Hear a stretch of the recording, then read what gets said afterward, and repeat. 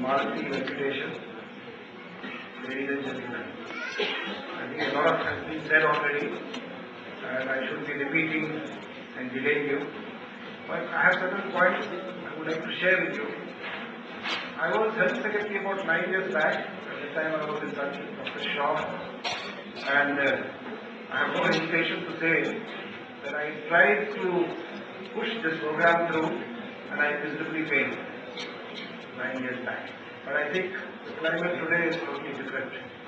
9 years back, when I look back, and I had a number of meetings with doctors from Bello, from Chitmer, from leading hospitals in the city, from government hospitals.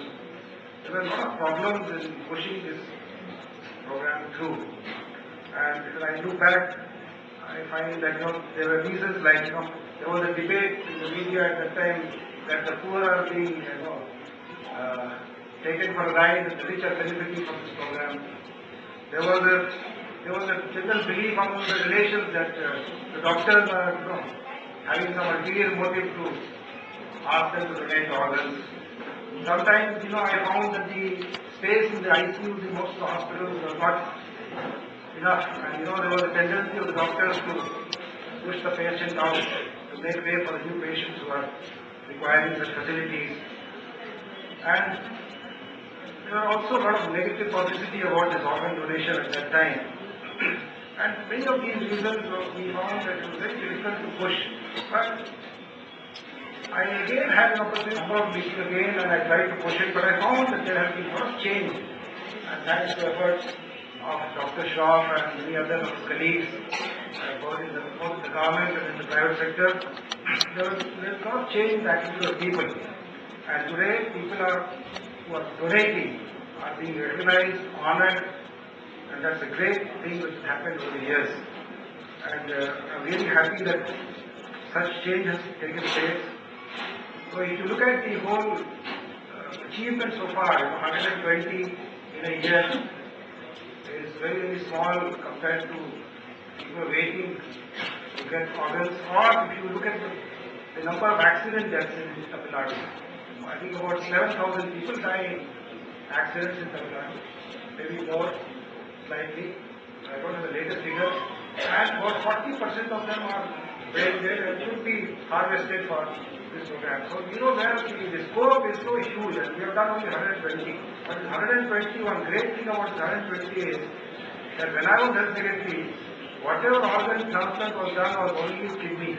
But today, kidney is roughly about 65% and the rest is heart and liver and the other organs. So it's a very good trend, and I think we should take this moment and move forward.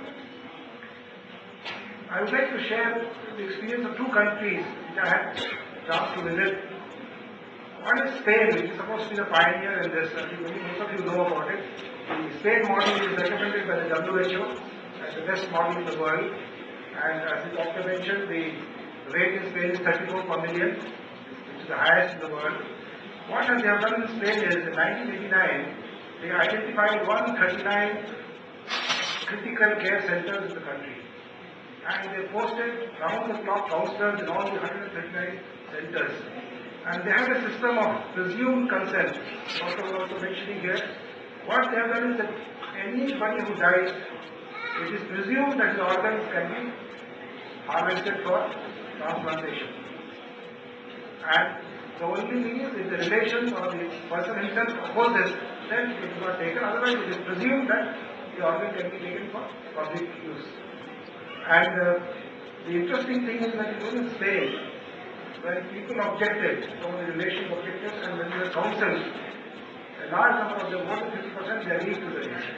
So Spain's model is a wonderful model, I think, which all the Western countries are following, and with lesser success.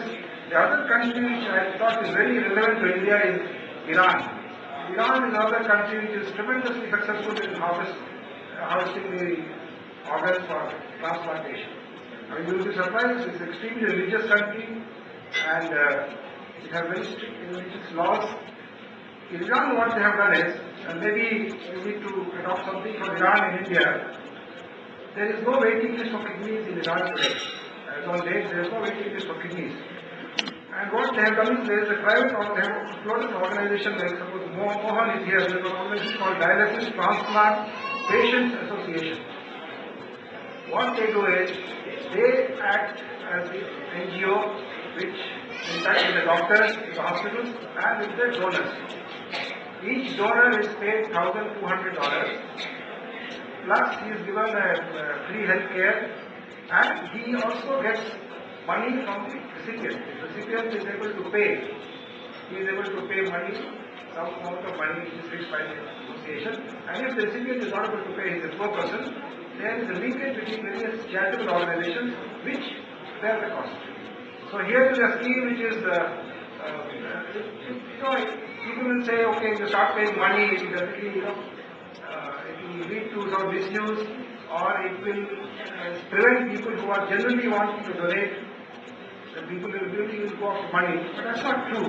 In fact, in Iran, the number of people who are voluntarily donating, people who die and feel a will to donate, has gone up 10 times in the last few years.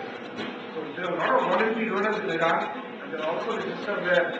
So these are two interesting models, which is one of the Asian country and Spanish, and Spain is a developed country, and we need to maybe adopt some of these incentives in India too. You would have seen the papers on Friday. There were two articles on the same issue on Friday in one of the papers I forget. One said that the first heart transplant in a government hospital. 175-year-old Madras Medical College is the first heart transplant. And the second article was that the Indian cabinet has passed an amendment to the Transplant Act 1994, which says that the concept of required request will be implemented in India by making an amendment to the Act.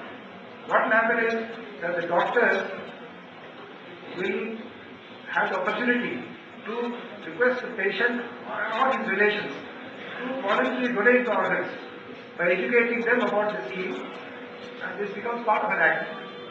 So these are really positive steps, I think, which are happening in the country today. I think MOHAN Foundation should be in the forefront of taking advantage of all these things that are happening. And the many other reasons which could possibly help us in further improving the donor rate in India. I have certain suggestions. One is, I found in 2001 itself that no religion prohibits this concept of organ donation. In fact, every religion supports this. And therefore, maybe a conference of all religious heads from various communities could be organized in MOHAN Foundation or by the government, and let these leaders come out and give a statement to motivate people, because still there are certain fringe elements and people who still are a bit orthodox and unwilling to accept. Other suggestion would be to move towards a more coordinated approach between the government and the private sector. I think already the GO has come. I had a small role to play when I was secretary to CM, and I had briefed the CM at that time, and he asked me to go ahead. And I had come out meeting with Mr. Subaraj, Mr. Devidar, and many other medical colleges, and something has come out of it, needs to be taken further. I also recommend strongly some incentive for donors. And that is, whether they can be given a health card or some other system which could be worked out. There needs to be some motivation, as a possibility, needs to be worked out and fine-tuned. And the training for doctors, young doctors, I found that sometimes the doctors find it difficult to recognize whether the person is dead or is in coma. Sometimes it happens, many young doctors who are running the ICU, they don't know whether the person is dead or in coma. A lot of training needs to be done at the young stage, at the internship level, which will help the doctors to really understand and to motivate patients and bring them onto this project. I was really impressed by Mr. Kamal Hassan and his speech and the way he explained all this, and wonderful motivational speech. I would just like to add one thing that, see, Alexander the Great when he died, he made a will saying that he should be buried with his arms open. So Alexander was buried with his arms open. He said, when the child is born, he born with the fists closed. Alexander said, I should be buried with my arms, hands open. People asked him, why do you want to do that? He said, you see, I want to tell the people that even Alexander the Great would not take anything from this world.